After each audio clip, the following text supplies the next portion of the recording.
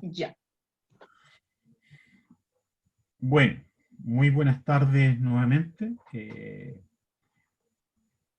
En este nuevo taller de coyuntura de la Fundación Jaime Guzmán, eh, esta vez estamos con Jorge Correa Sutil, abogado de la Universidad Católica.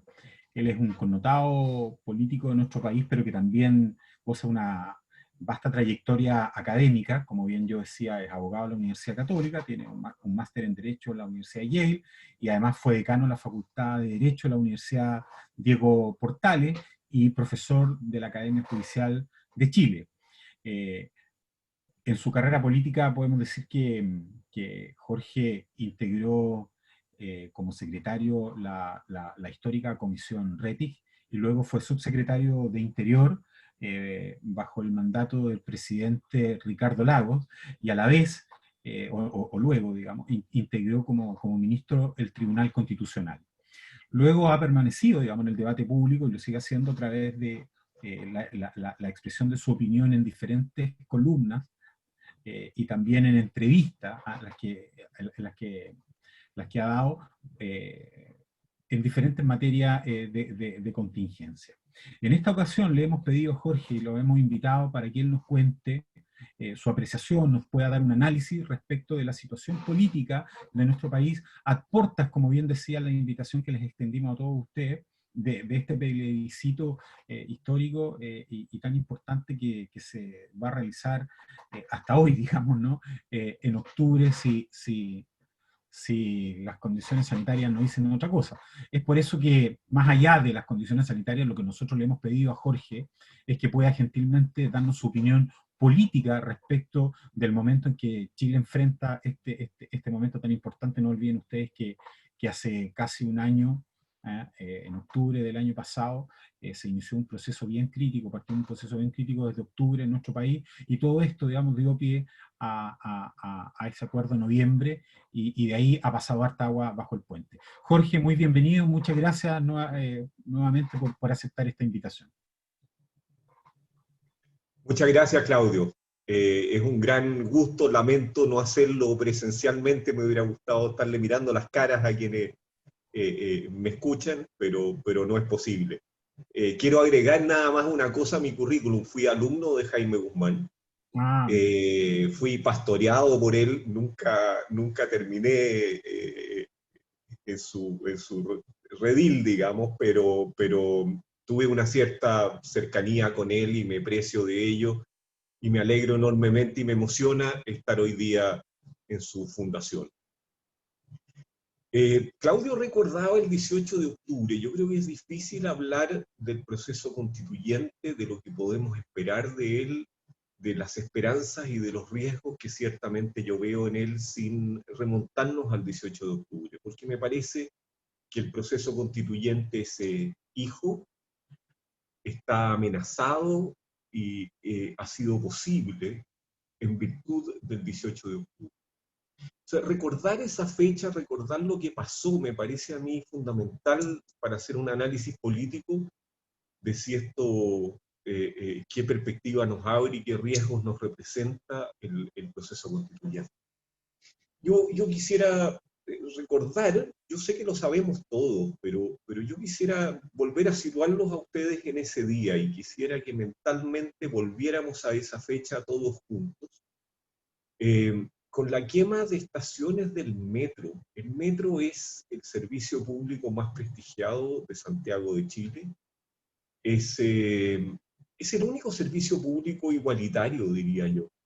Sus estaciones son tan bellas y tan decoradas en el barrio más pobre de Santiago y en la estación de San Catan.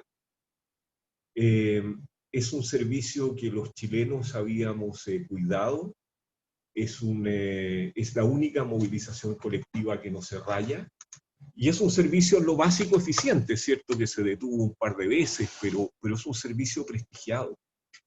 Y eso fue lo quemado. Fueron esas estaciones las que se quemaron, a sangre y fuego, a violencia y fuego, ¿no? Y la noticia no fue solo esa, sino que a mí me parece que lo más importante es que eso no generó repudio. No generó un repudio generalizado, no generó una condena generalizada, sino que fue el inicio de nuevas manifestaciones hasta alcanzar una masividad inédita en la historia de Chile. Y me parece que eso legitimó la protesta, incluso la protesta violenta, la amenaza, la descalificación, la funa, como un modo de reivindicar causas justas. Yo creo difícil imaginar una amenaza más intensa para la democracia que aquella, al punto de que tras ellas se produce la manifestación más masiva que se ha registrado en la historia de Chile, incluso con amenaza de nuevos focos de violencia. Hubo menos en esa fecha, pero a los pocos, antes del mes, ya estábamos en esa gran marcha de 1.200.000 y probablemente 2 millones a lo largo de Chile. Entonces, yo diría, es un momento en que se legitima una acción política contestataria, violenta, de repudio a todo, y muy antisistémica. El desafío del proceso constituyente me parece que es el mismo del 15 de noviembre. Esto es de volver la acción política colectiva a cauces institucionales. Es necesario para ello que una mayoría participe de los procesos electorales, disminuir significativamente el altísimo nivel de desconfianza y malestar en las instituciones representativas con la peyorativamente llamada clase política, que existan cauces de participación, entre ellos los partidos políticos, los que deben tener alguna capacidad de representar, de canalizar y de articular demandas sociales, y recuperar el sentido de comunidad nacional. Me parece que esos son nada menos los desafíos que tiene nuestra democracia. Yo tengo la percepción de que la democracia está amenazada y que el principal objetivo que debiéramos tener es rescatarla.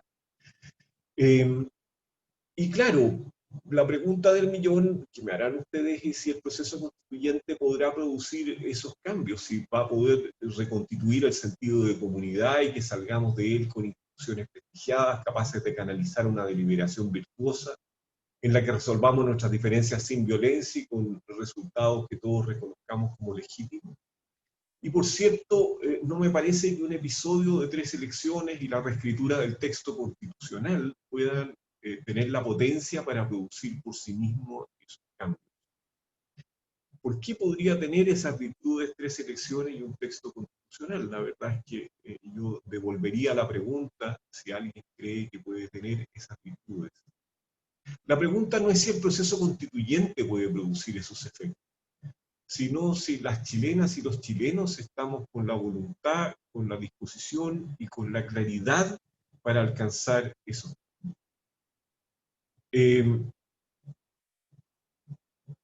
El proceso constituyente fue visto como la única respuesta institucional eficaz a ese 18 de octubre que devino y mantuvo por un mes protestas violentas que iban siendo bastante masivas y que después del 15 de noviembre siguieron siendo protestas violentas, pero yo diría bastante menos masivas. El proceso constituyente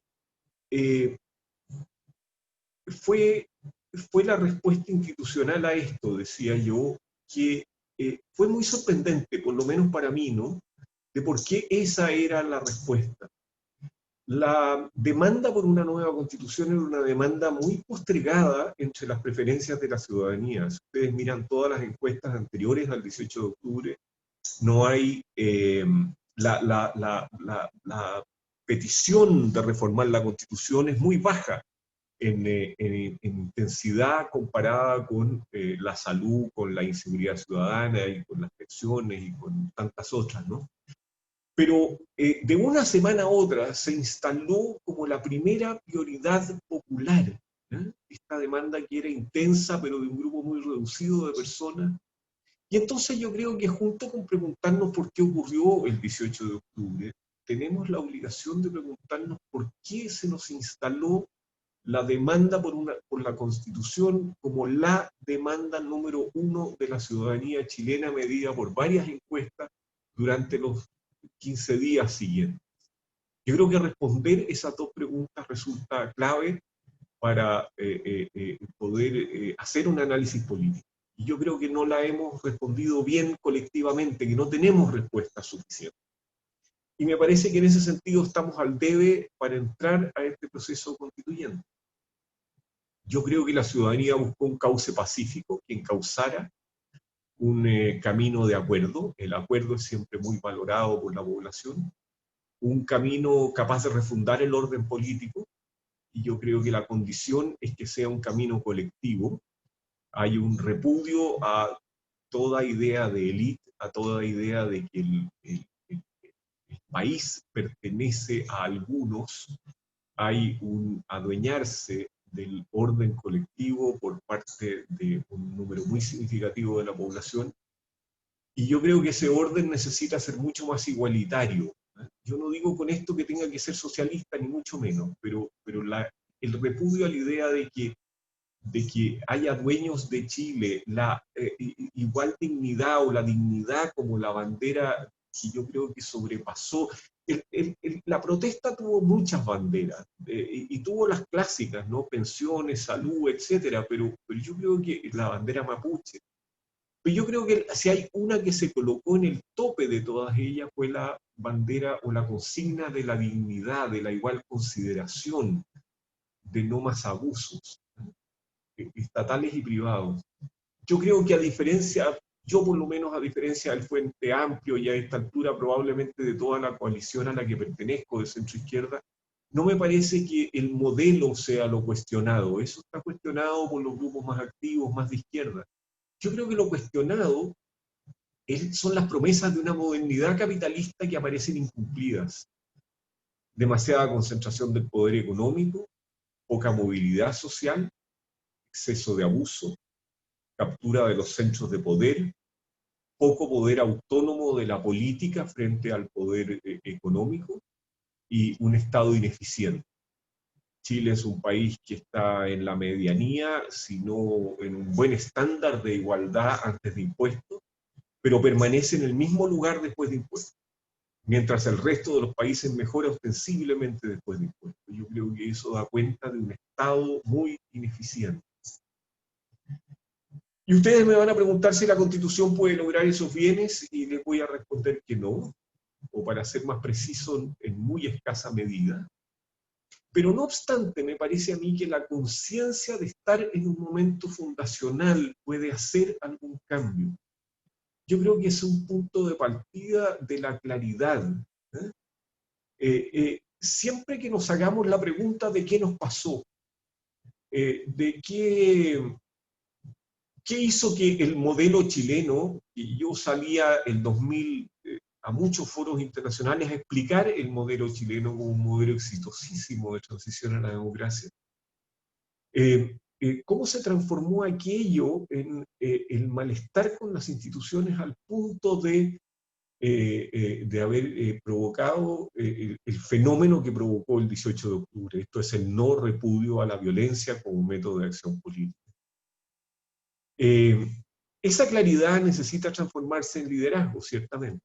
Las constituciones tienen nombre, las chilenas ciertamente lo tienen. La portaliana responde bien, creo yo, a ese título. La de 1920 nació de los hombros de Arturo Alessandri. La constitución de Mandela lleva su nombre. La constitución de Alemania es producto de la crisis de aquel periodo y en algún grado de Adenauer. Me parece a mí que muchas constituciones, o la gran mayoría de las constituciones, no solo son productos de crisis, sino también de claridad, de liderazgos. Y a mí me parece que estamos todavía lejos de eso, aunque sí en el momento fundacional de la sorpresa, de la vivencia de la crisis. Creo que estamos muy al inicio del proceso constituyente. Si ustedes me preguntan si vamos a tener una constitución en régimen en los próximos meses, o en el próximo año, o en los próximos años, mi respuesta, mi apuesta sería más bien negativa. La Constitución del 25 demoró hasta 1932 para entrar en régimen, y yo creo que vamos a vivir un proceso similar. Para mí el ideal es que se hubiera postergado el proceso constituyente hasta que hubiera aparecido una cierta claridad de cómo las instituciones pueden hacer, producir ese cambio que yo creo que anhela la sociedad chilena. Esa es la pregunta de si tenemos la claridad. Yo creo que estamos muy en los comienzos. La pregunta es si tenemos la disposición, los chilenos y chilenas, a producir ese cambio. Y a mí me parece que hay muchos riesgos en esta. Me parece que la disposición va a estar solo si tenemos mucho más humildad en la disposición al diálogo de la que hoy día tenemos.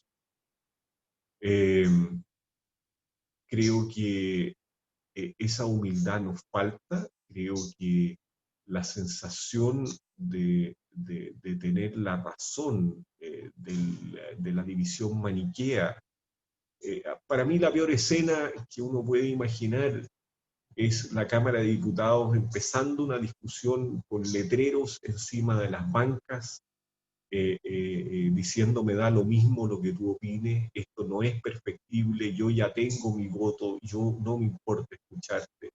Esa idea de que yo tengo la razón, que en el mejor de los casos voy a tratar de convencerte, es incompatible con la democracia. Me parece que la democracia solo puede florecer allí donde nos reconocemos imperfectos, y por lo tanto necesitados de diálogo. Me parece que la democracia solo florece allí donde hay empatía por el otro. Y me parece que Chile es una sociedad de ciudades muy segregadas, de mucho clasismo, y hoy día de redes sociales que se aíslan en el diálogo más colectivo. Es muy difícil en ese sentido tener empatía por el otro. Creo que hay un miedo al otro. Creo que el problema mapuche lo refleja bien, pero ya no solo eso. La idea de civiles contra civiles y el miedo que aquello produce es muy riesgoso para la democracia. Me parece que también nos falta la disposición cuando no descalificamos la violencia y toda forma de fuerza en el diálogo con mucho más vigor de lo que lo hacemos hoy. Creo que hay una generalidad o por lo menos un temor a la puna y una cierta aceptación a esas formas de fuerza que hacen muy improbable el diálogo que Chile necesita para construir una constitución democrática. Yo creo, insisto, en que la democracia está en riesgo. Y por último me pregunto si las chilenas y chilenos tenemos la voluntad, y la única respuesta que puedo encontrar es que más vale que la tengamos, porque no hay vuelta atrás en este proceso. Necesitamos devolver el reclamo, la protesta, la frustración y la arrogancia a la deliberación democrática y a sus formas. La tarea es titánica y las condiciones ciertamente no son del todo favorables. Entonces yo quisiera dialogar sobre eso, sobre cómo ven ustedes la disposición, la voluntad y la claridad para devolver el debate político chileno a las formas clásicas de la democracia. Yo lo miro con temor, pero creo, insisto, en que el proceso constituyente nos abre una oportunidad, y que es la única oportunidad que tenemos.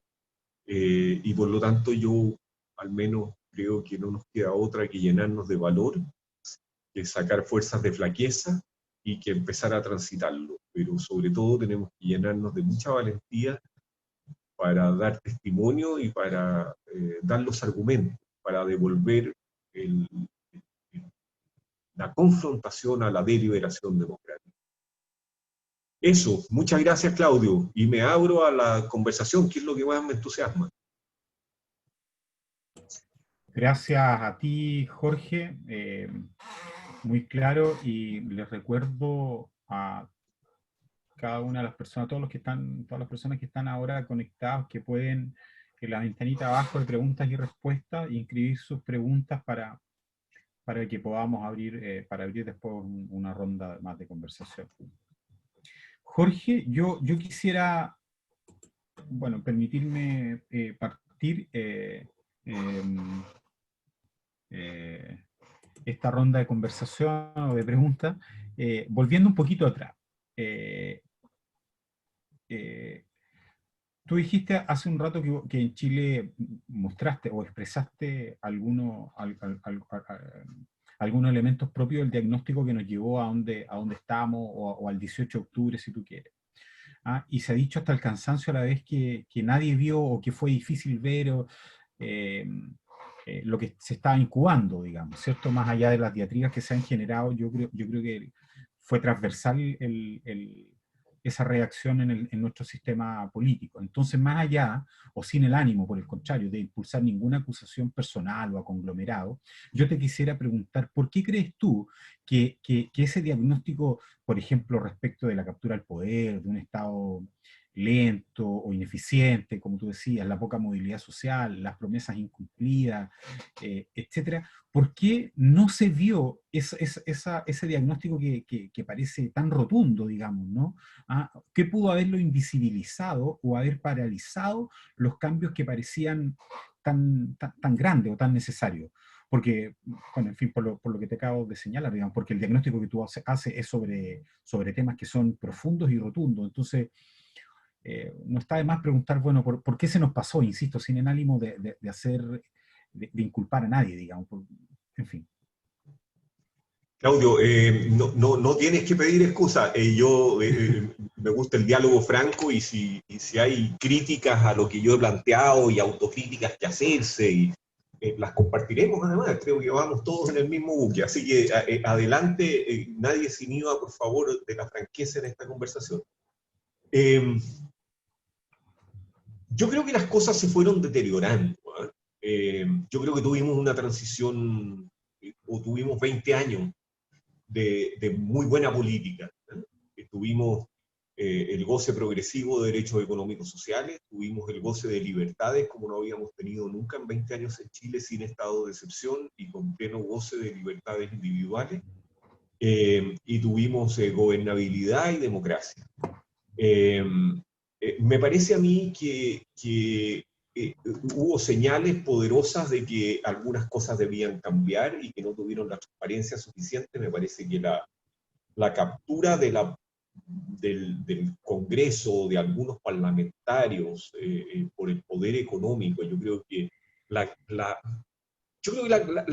llamémosla la clase política, no me carga el nombre, pero yo creo que la promesa que hace es que la desigualdad que existe inevitablemente en el plano económico se va a compensar de alguna manera con una actividad política en que todos somos iguales en dignidad y derechos y capaces de morigerar las diferencias económicas y de evitar que se transformen en una desigualdad de la dignidad. Me parece que en la medida en que la clase política, no sé qué otro término ocupar, pero los parlamentarios fundamentalmente, fueron cooptados por el poder económico, se ensalonaron, me parece a mí que eso produjo una distancia de varias sensaciones que estaban en la ciudadanía y que se fueron acumulando, ¿no? Y la lista es de todos conocida, ¿no? Las corrupciones, los abusos, el mal servicio público. Eh, y yo creo que finalmente ya hubo señales evidentes que no supimos ver. Los grupos anárquicos estaban ahí, estaban en el Instituto Nacional de Chile, digamos. Era evidente que en algún minuto iban a cruzar la calle y iban a estar en el metro o en algún otro servicio público. Yo creo que el anarquismo chileno estaba... Sí, pero lo más sorprendente para mí, Claudio, porque yo creo que ahí hubo organización, yo creo que el 18 de octubre es una asonada de grupos antisistémicos, anarquistas y terroristas, y si me dicen que hubo apoyo internacional porque las bombas de tiempo eran sofisticadísimas y no estaban construidas en Chile, yo lo concedo y lo creo. ¿Ah? O sea, para mí lo sorprendente es que después de eso no haya habido repudio, sino apoyo. La protesta tuvo una popularidad enorme, no obstante la forma violentísima que tuvo. Entonces, yo creo que efectivamente nos distrajimos todos, y yo creo que sobre todo los grandes responsables fueron la frustración durante esto. Por favor, yo entiendo que estamos en un grupo, no me van a llevar a la cita, pero eh, eh, yo creo que la gran frustración vino fundamentalmente también del gobierno de Michelle Bachelet, que yo creo que es la nueva mayoría, que yo creo que interpretó bien a Chile. Yo creo que hizo un buen diagnóstico, la igualdad fue su bandera, pero fue completamente incapaz de realizarla. Eh, Creo que se enfocó en grupos de poder, como eran los universitarios, en vez de enfocarse en los niños, que es donde se puede corregir la desigualdad. Yo creo que hizo muchas promesas que no logró cumplir, que fue un gobierno de políticas públicas muy mal diseñadas y peor ejecutadas. Eh, Me parece a mí que eso fue una experiencia muy frustrante. Y el país volvió a confiar en la alternancia en el poder, pero finalmente yo creo que la semilla estaba allí, y Piñera, no obstante haber obtenido el 60%, encarnaba en su figura y en su estilo buena parte de lo que Chile repudia. Y creo que Chile eligió, como no podría sino haberlo elegido, porque creo que la nueva mayoría estaba en el suelo, era un grupo derrotado, pero eligió a alguien que no quiso, que no apreció, y que le dio poca chance. ¿Eh? Y yo creo que le dio poca chance la oposición, que en eso hago una autocrítica, pero también creo que el gobierno se condujo muy bien. Y eso terminó por hacer explotar. Perfecto. Jorge, mira, antes de dar la palabra, créeme que esta es la última pregunta que yo te hago. Vamos a aprovechar de que estoy en esta condición de panelista. Tú dijiste o sea, cuando partiste la exposición, que nuestra democracia estaba amenazada, ¿no? Que hay una amenaza en nuestra democracia. Así es, ¿no? Entonces, mi última pregunta es puntualmente, ¿qué factores crees tú que son los más graves hoy día que amenazan a nuestra democracia? Eh, la violencia, hay un tema, no sé, motivos endogámicos dentro del propio sistema político, el populismo, etcétera, en fin. ¿Cuál es el mayor problema político de Chile, si tú quieres, si me lo permites plantearlo de otro modo? Mira, yo tengo la sensación de que es la ausencia de virtudes. ¿Eh? A lo mejor los años me permiten hablar con esas palabras que solo hablaban los sacerdotes, y que es muy difícil hablar en el debate público. ¿Eh? Pero yo creo que hay, yo no sé si hay mucho miedo, pero yo creo que hay falta de humildad en la disposición al diálogo, hay un maniqueísmo eh, que llega al punto del fanatismo. O sea, que hayan grupos antisistémicos y que haya populismo, a mí me parece que puede ser un fenómeno muy minoritario, o puede enquistarse en la sociedad. Y a mí me parece que lo peligroso es cuando se enquista en la sociedad. Y en la sociedad veo poca disposición al diálogo, veo mucha descalificación, veo mucha ausencia de la idea de comunidad, de la idea de yo te necesito, de la idea de tú eres tan valioso como yo. Creo que hay mucha arrogancia, particularmente, creo que esto es etario, ¿eh? Creo que hay mucha prepotencia entre los jóvenes y mucho maniqueísmo. Creo que nos falta empatía porque creo que hablamos poco, creo que es una sociedad de clases muy separada. Eh, Creo que tenemos más miedo del que necesitamos para un momento tan delicado como este. Creo en el miedo, pero tenemos que llenarnos de valor. Eh, Creo que nos falta la flexibilidad en el diálogo. El diálogo la idea de negociación se ha disvalorado en la sociedad chilena. Entonces creo que la mayor amenaza está en la ausencia de esas virtudes eh, más colectivas. Creo que hay impaciencia.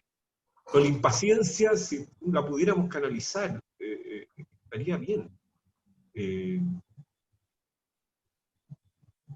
pero no sé si la vamos a poder canalizar. Ese es mi temor. Perfecto, perfecto. Jorge, bueno, me dan ganas de preguntar más, pero me voy a quedar callado porque hay otras preguntas. Le voy a dar la palabra ahora a Felipe Lyon, que está esperando por ahí salir al aire. Felipe, hola. Hola. Adelante, ¿Escucha, no? Felipe. Sí. Hola, Jorge, muchas gracias por esta charla y por haber aceptado nuestra invitación. La verdad que muy interesante y muy ilustrativo tu reflexión. Y se echan de menos algunas de estas reflexiones hoy día. En algunas columnas, hace poco tiempo, cuando estaba dándose todo el debate sobre el 10%, tú criticaste el hecho de que se estuviesen usando resquicios constitucionales, por decirlo de alguna forma, para aprobar esa reforma, independiente del contenido. Y hoy día vemos un proyecto que va en la misma línea, o sea, está usando el mismo modus operandi, que es el del impuesto a los súper ricos, como se le ha llamado. Entonces mi pregunta es, ¿crees que es posible iniciar un proceso constituyente como el que se podría iniciar después del plebiscito, en el que se respeten las reglas comunes y que hoy día vemos que se pasan a llevar con tanta frecuencia y con tan pocas consecuencias? Y la segunda pregunta, que también está conectada con la primera y se me ocurrió cuando estabas respondiendo a la pregunta de antes, es, ¿no crees que podría un eventual proceso constituyente también estar generando expectativas desmesuradas en la gente, siendo que justamente hoy día lo que tenemos es un problema de expectativa y de defraudación de expectativa, porque sabemos que una constitución es importante, pero no va a solucionar todos los problemas que tenemos? Eso, muchas gracias. ¿Y qué hacemos, Felipe? Felipe, no te me pierdas. Perdón, me habían cortado me habían sacado el Lo habían micrófono. censurado, lo habían Me censurado. habían censurado. ¿Y qué hacemos, Felipe? Tú vas a votar rechazo, yo voy a votar apruebo. Lo más probable es que gane el apruebo. Pero yo te devolvería la pregunta. O sea, ciertamente hoy día no están las condiciones. Nunca las constituciones se hacen en condiciones óptimas, pero no importa, estamos desatados en un proceso de reconstituirnos, un proceso de altísimo riesgo. Yo creo que incluso si gana el rechazo, vamos a vivir momentos, llamémoslos constituyentes, momentos en los cuales el orden está tan desafiado e incluso violentamente desafiado, que la gente está dispuesta mayoritariamente a apoyar a aquellos que se manifiestan violentamente. Y si eso no amenaza a la democracia, ¿qué? ¿Y cuál es la única salida entonces? Si no es reconstituir la democracia. Que esto es un riesgo, Felipe, yo comparto contigo, estamos en un momento riesgosísimo para la democracia, estamos llenos de amenazas para ella, y yo creo que la que tú señalas de la sobre expectativa, ya me voy a referir a ella, y de gente que se salta las reglas, es una de ellas, y no es menor, y no es de las más graves tampoco. Pero ¿qué le hacemos, Felipe? ¿Qué hacemos? ¿Qué O sea, hacemos? yo creo ¿Cómo le hacemos? O sea, yo creo que está bien que entremos en un proceso de debate y de reformas importantes en muchos aspectos, pero yo creo que al final hay un problema que es más de fondo que no sé si se va a solucionar tampoco con prometiendo reformar desde cero todo, sabiendo que eso no va a ser así en la práctica. Me pasa que, por ejemplo, no solamente por el proceso constituyente, me pasa que en toda esta, por ejemplo, se reformó el sistema electoral, se reformó, se puso límite a la reelección, y en cada una de esas reformas se han vendido como la panacea, como la solución a todos nuestros problemas, siendo que quizás son harto más profundos que eso. Entonces, me pasa que me da susto que iniciar el proceso constituyente sea chutear la pelota, por así decirlo de alguna forma informal, porque en el fondo, en vez de ponerse hoy día a discutir, como se estaba haciendo, por ejemplo, una reforma al sistema de pensiones, una reforma a la educación inicial, como dijiste tú hace poco rato, vamos a enfrascarnos en si vamos a tener un sistema presidencial o semipresidencial, que es importante, pero no es la prioridad más urgente para la gente, creo yo. Esa es Yo estoy de acuerdo contigo, Felipe, pero no tengo la sensación de que a la gente le baste con que se discuta la salud, las pensiones y la educación. Tengo la impresión de que cuando la UDI concurre al acuerdo del 15 de noviembre, lo hace convencida de que la crisis es tan profunda que solo se puede salir devolviéndole la soberanía al pueblo y de alguna manera, perdón la frase puede parecer demagógica, pero creo que tiene un sentido de decir, ¿sabe qué? Somos dueños del destino. Porque otra discusión más en el Congreso Nacional desprestigiado, yo sé que las instituciones no las vamos a prestigiar, pero otra discusión más de pensiones o de infancia, de qué sé yo, en la cual yo me hago además pocas ilusiones. Tampoco nos va a sacar de la crisis. Yo creo que la crisis mostró algo más profundo que eso, más profundo que las meras malas pensiones. Si Chile ha progresado mucho y estábamos acostumbrados a problemas muy serios, yo creo que el malestar es también no solo con los problemas, sino con la mala manera que hemos enfrentado los problemas. Y eso tiene que ver con una mala política. Y si tú me dices, mira, vamos a mejorar la política con la Constitución, no lo sé. Y probablemente, Felipe, vamos a pasarnos como nos pasamos del 25 al 32 tratando de encontrarnos con una Constitución. Y no sé siquiera si lo vamos a lograr. Yo no te puedo transmitir tranquilo. O sea, si alguien dice, mire, no se preocupen, vamos a iniciar un proceso constituyente y de ahí en más todo esto va a ser un camino pasearse por un prado de rosas, digamos, ese no soy yo. O sea, no, yo creo que estamos en un lío grande. Solo que me parece que el lío grande merece soluciones de aquellas que reconstituyen la democracia. Hay expectativas desmesuradas y sobre todo hay expectativas desmesuradas en derechos económicos sociales que yo creo que son derechos fundamentales pero que nunca debieran ser derechos constitucionales. Porque los derechos constitucionales lo que hacen es limitar el poder y estos derechos tienen que constituirse por el poder, pero con muy pocas limitaciones. O sea, pero yo creo que eso se va a terminar por caer, porque el tercio no lo va a tener, o sea, los 2/3 no los va a tener nadie, y por lo tanto va a ser finalmente una constitución de reglas y de pocas promesas grandilocuentes. Así lo espero yo. Jorge, la siguiente pregunta te la va a realizar... Muchas gracias, Jorge. Gracias a ti, Felipe. La siguiente pregunta te la va a realizar Luis Felipe Moncada. En este momento vamos a habilitar el micrófono de Luis Felipe. Espera un poquito. ¿Respondo de a uno, Claudio, o quieres juntar más preguntas para abrir más participación?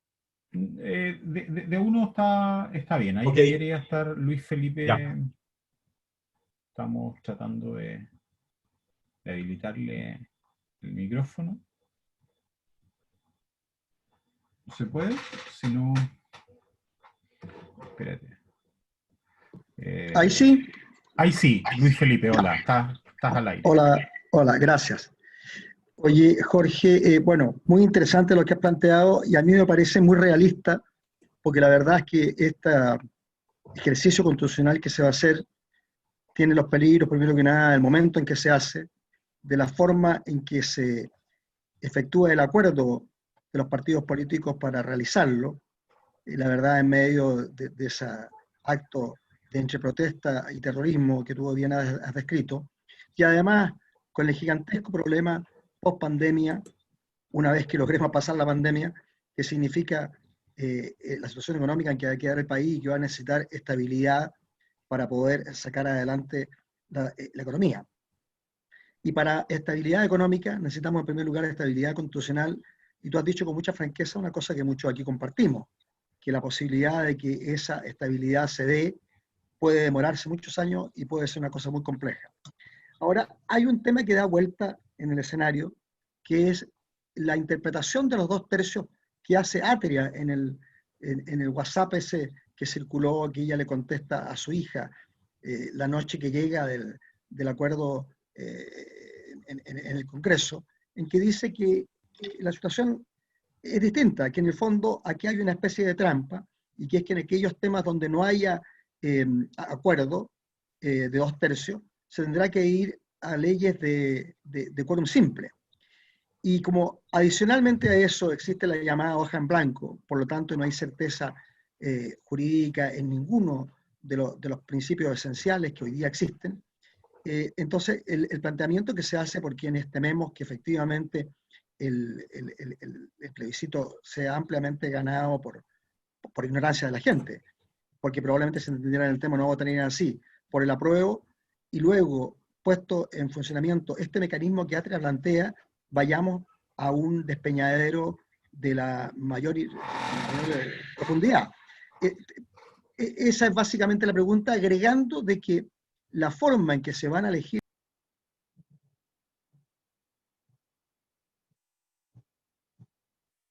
Cortaron a Luis Felipe Sí. cuando agregaba la forma en que se van a elegir. Sebastián. Bueno, esperemos, veamos si Luis Felipe puede recobrar su micrófono, pero yo creo que hasta ahí, Jorge, no sé qué piensas tú, está relativamente clara la... Ahí está Luis Felipe. Sí. ¿En qué parte me quedé? ¿Hasta qué parte se escuchó? Hasta 5 segundos atrás nomás. Ya. No, yo solamente terminaba diciendo... Ibas a ir al proceso electoral. Ya habías sí, pasado por lo de Atria, ahora ibas al proceso electoral. Sí, y el proceso electoral, estaba diciendo, no garantiza para nada que gente de distintas posiciones políticas, como es el caso de tú mismo, pero que sean entendidas, vayan a poder ser elegidas con este sistema por distrito de forma clara, digamos. Aquí se van a configurar listas, probablemente va a haber muchos políticos que van a llevar en su distrito a la gente que mueve sus campañas, etcétera, y en definitiva, la gente que vaya a legislar, que vaya a hacer el trabajo constitucional, sea gente que tenga un mínimo conocimiento, si no ninguno, lo que hace aún más grave la falta de certeza respecto del resultado de la Constitución. Eso es. Gracias, Luis Felipe, muy amable. Muchas gracias. Luis Felipe, mi diferencia contigo es que yo creo que no vamos al despeñadero, yo creo que estábamos en el despeñadero, que estuvo cerca de caer el presidente de la República, y si caía el presidente de la República en esas condiciones, difícilmente es la Constitución la que va a determinar quién es el presidente de la República que lo reemplaza. Y el presidente de la República que entrara iba a tener que bailar en las calles si quería ocupar el poder. Y probablemente íbamos a tener una seguidilla de gobiernos débiles. Y el plebiscito y el proceso constituyente fue la respuesta, la única respuesta, no al terrorismo, porque si hubiera sido solo el terrorismo, Luis Felipe, la película sería distinta. Era el terrorismo apoyado por el sentir mayoritario de la población medido en encuestas. La gente quería que siguieran las protestas para que el Estado y los ricos cedieran. Y en ese sentido, a mí me parece que estábamos en un momento de peligro inminente, y yo agradezco el valor que tuvo Jacqueline Van Rysselberghe y que tuvo Gabriel Boric de concurrir a este acuerdo, y no creo que lo hayan hecho amenazados, lo hicieron muy asustados, por cierto, pero un susto que era real, y yo creo que es un fenómeno que no ha desaparecido en la sociedad chilena y que no fue simplemente una noche de carnaval. Entonces creo que estuvimos en el despeñadero, estamos en una situación extraordinariamente crítica y hay una oportunidad de hacerlo y de reencauzarlo en la institucionalidad. Un camino angosto, difícil y riesgoso. Y no estoy con esto tratando de convencerte que votes que sí, estoy tratando de convencerte que no podemos seguirnos quejando como si esto hubiera sido un invento salido, perdón, quiero polemizar contigo, pero no digo que tú te quejes, digo que hay una actitud de maldecir nuestro destino. Yo creo que nuestro destino nos salvó de una cosa terrible y no nos queda otra que llenarnos, sacar fuerza de flaqueza, como digo, y caminar este camino. Con el sí, con el no, no me importa, pero vamos a tener que reconstituir la democracia chilena y tenemos que pensar mucho cómo. Yo contesto nada más tu pregunta. A mí me parece que si salvo que la comisión sea un grupo de gente muy demente, me parece que por 2/3, lo primero que tienen que acordar, no digo lo primero, pero lo que tienen que acordar es que van todos en el mismo carro y que no hay un artículo sin el otro, y que solo se va a votar al final. O sea, si yo fuera presidente de esa comisión, diría, señoras y caballeros, nos vamos ahora cada uno a las subcomisiones, y ustedes me traen propuestas, y qué sé yo, y esto se vota como un todo.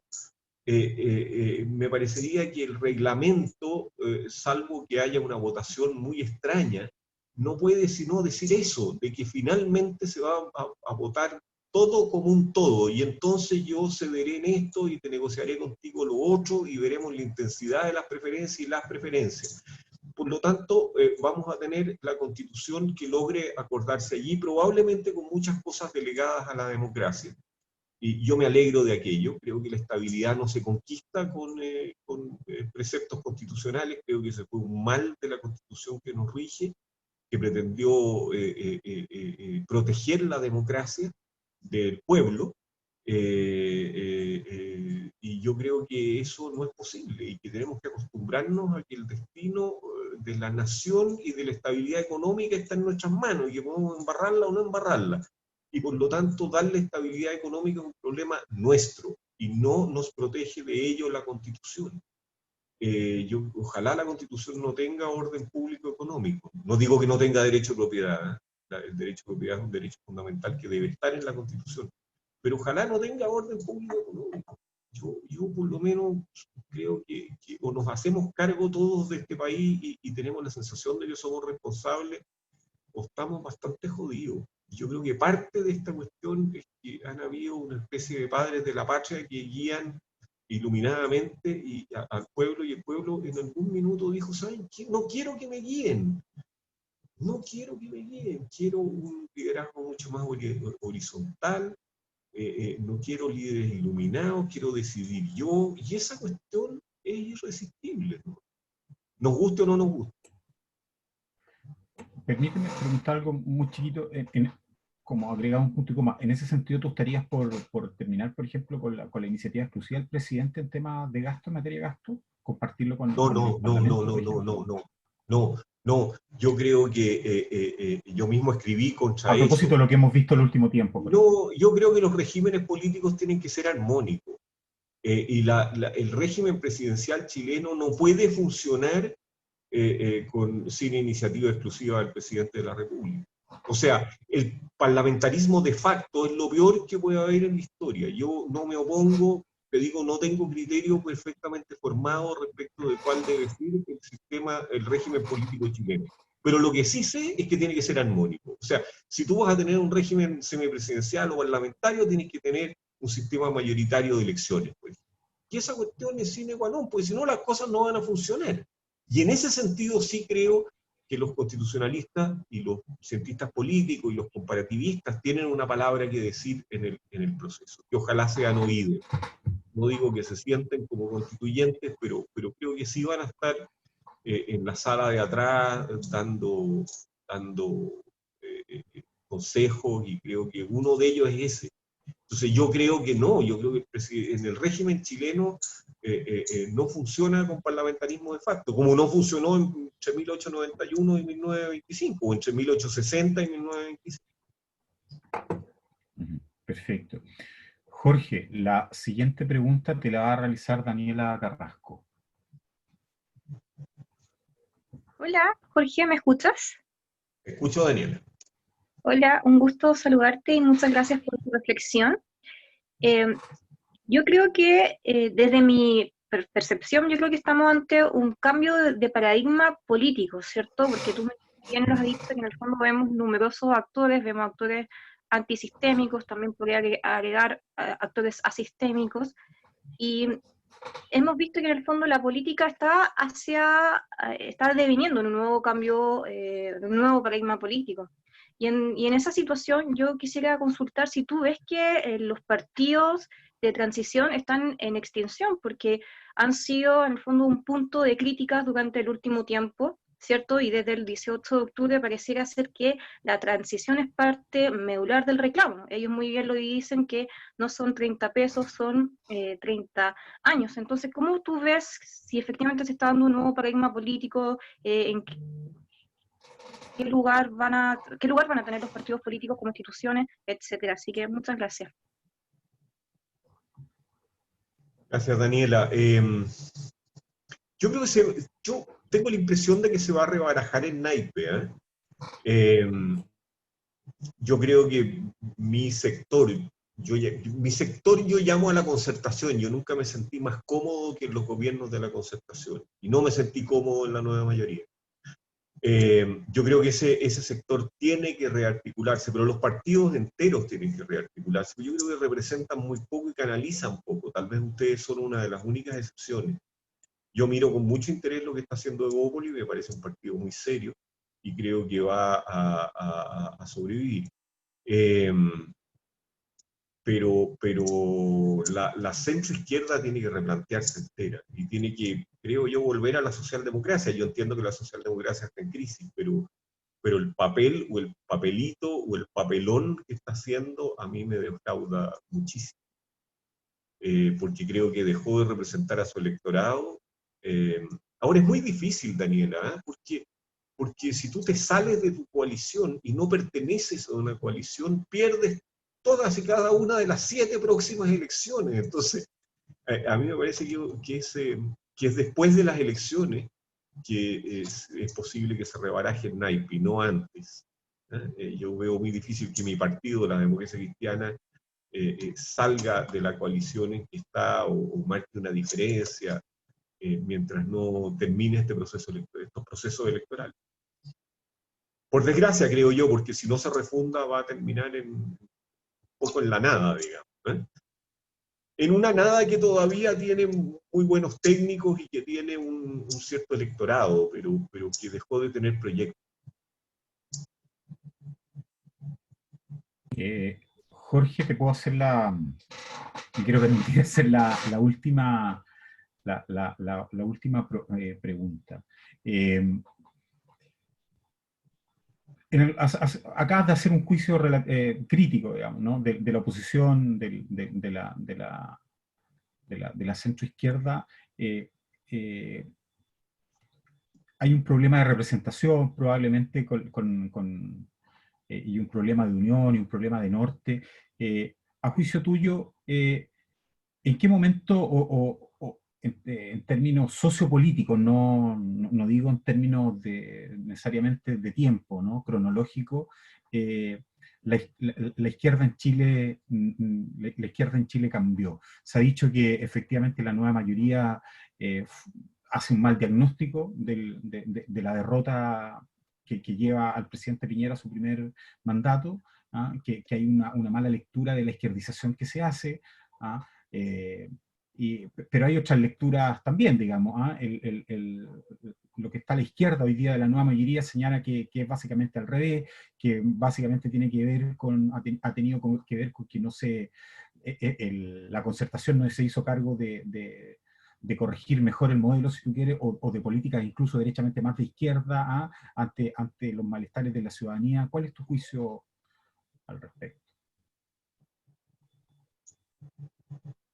No sé si tengo claridad, Claudio, para responderlo. Me gusta mucho un libro que se llama Nos fuimos quedando en silencio, de Daniel Mansuy, que creo que expresa bien una cierta falta de claridad de la centroizquierda por manifestar exactamente el modelo que quería. La centroizquierda nace como una oposición a Pinochet y el modelo es de Pinochet. Entonces nunca lo defiende diciendo con claridad exactamente qué quiere, y tiende a decir, mire, yo quisiera cambiarlo, pero no puedo, pero no queda claro qué es lo que quiere cambiar. Y en eso creo que nos faltó asertividad. Y teníamos condiciones políticas para tenerlo, porque teníamos claras mayorías hasta la elección, por lo menos la elección de Elwin y la de Frey, fueron elecciones corridas, digamos, ¿no? Entonces, allí pudimos tener mucho más claridad, pero tuvimos miedo de perder electores y de ser vapuleados por gente que vivía en la nostalgia de los 60. Y creo que ahí nos faltó claridad. Y luego, claro, no construimos lo que ustedes han construido, ¿no? Una fundación Jaime Guzmán que fuera un semillero de jóvenes que mantuvieran la llama prendida, pero al mismo tiempo rejuvenecieran el partido, ¿no? Somos partidos muy viejos nosotros, muy viejos. Yo tengo la sensación de que fuimos una generación que hizo razonablemente bien las cosas, y que estamos destinados un poco a extinguirnos como los dinosaurios, a lo mejor vamos a volver a ser famosos y queridos como los dinosaurios. Pero creo que sembramos poco, ¿eh? Fuimos poco asertivos, hicimos poca política, que nos olvidamos nos fuimos a radicar al poder y a administrar el poder, y hicimos cada vez menos política. Eso creo que fue un error muy, muy grave, y que ustedes no lo han cometido. Bueno, Jorge, no puedo sino agradecerte la disposición que has tenido no solamente a participar, a aceptar gentilmente esta invitación de la Fundación Jaime Guzmán, sino que además la honestidad con la que has expresado tus opiniones, la disposición a dialogar y a polemizar también con nosotros dentro de un marco de respeto que hoy por hoy se extraña en el país. Así que, bueno, feliz de haberte tenido y muchas gracias. Si quieres despedirte, encantado. A ti, Claudio, y a todos y cada uno. No logro ver más que a Daniela y a los Felipes y a Claudio, pero los saludo a todos, quedo a disposición, y los felicito que se comprometan con la tarea pública.